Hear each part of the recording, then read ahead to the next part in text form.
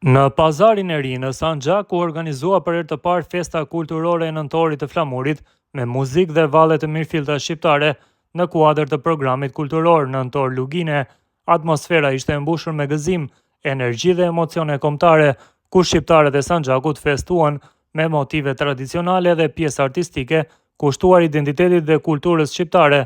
Në këtë aktivitet performuan Shoqëria Kulturore Artistike Presheva dhe Shoqëria Kulturore Artistike Zëri i Luginës, të cilat sollën melodi dhe valle autoktone që u pritën me entuziazëm nga pjesëmarrësit.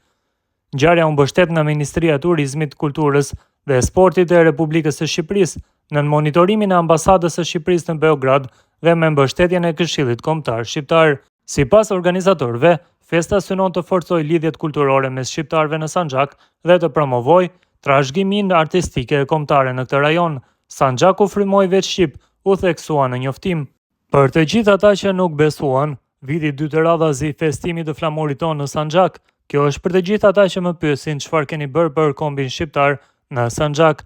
Falenderoj Zotin Enkel Rexhepi për gjithçka që ka bërë në 11 muajt e fundit për shqiptarët në Sanxhak dhe gjithashtu falenderoj Zotin Nevzat Lutfiu, i cili ka qenë me ne që nga fillimi dhe na ndihmoi të hapnim zyrën. Kombi shqiptar nuk do të zhduket, por do të jetojë me krenari në zonat e Sanxhakut dhe Luginës së Preshevës, shkruan ndërkohë aktivistja Amina Nuraj.